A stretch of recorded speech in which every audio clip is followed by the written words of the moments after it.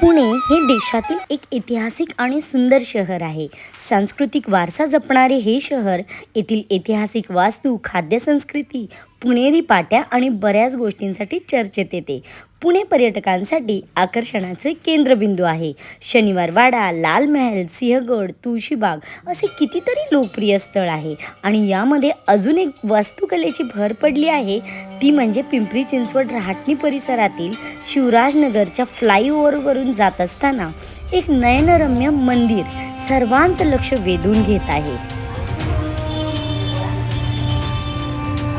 नमस्कार फ्रेंड्स, स्वागत आहे तुमचं सुपर ऑसम सोनाली चॅनलमध्ये. तर आज आपण आलेलो आहोत पुण्यातील खूप अतिशय सुंदर कलाकृतीने नटलेल्या मंदिरामध्ये. तर ते मंदिर कोणतं आहे ते मी तुम्हाला दाखवते.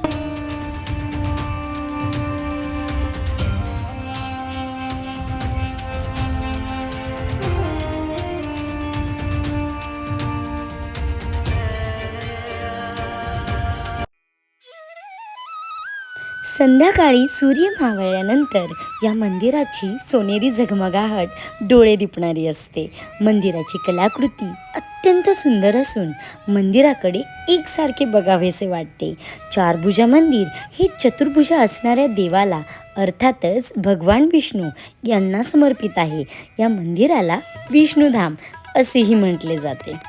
येथील शिवपरिवारातील मंदिर मला विशेष आवडले. यामध्ये शिवपार्वतीच्या मधोमध सुंदर छोटेसे बाप्पा विराजमान आहेत. अंबे माता, शीतलादेवी यांचेही मंदिर इथे आहेत.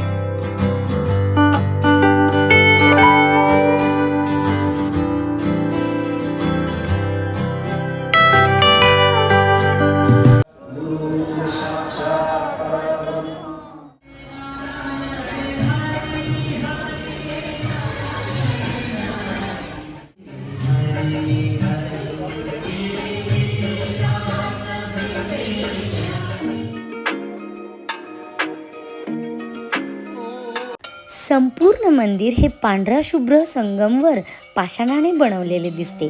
मंदिराच्या मधोमध मंडपामध्ये मोठा गोलघुमट आहे. संपूर्ण मंदिरावर सुंदर कोरीव नक्षीकाम आपल्याला पाहायला मिळते. शलभंजिका, द्वारपालिका आणि काही अप्सरा सुंदर रीतीने कोरलेल्या आहेत. काहींना तर विविध रंगांनी सुशोभित केलेले आहे. मंदिराजवळच कारंज्या अगदी शोभून दिसत आहे. मंदिरामध्ये 3 गर्भगृहे आहेत. डाव्या बाजूस बाप्पा आणि उजव्या बाजूस राधाकृष्ण आणि बरोबर मधोमध भगवान विष्णू लोककल्याणासाठी विराजमान आहेत. हे मंदिर जरी भगवान विष्णूंना समर्पित असले तरी डाव्या बाजूस राम, लक्ष्मण, सीता, संगमवरीचे मोठे बाप्पा तर उजव्या बाजूस त्रिमूर्ती दत्तात्रेय विराजमान आहेत.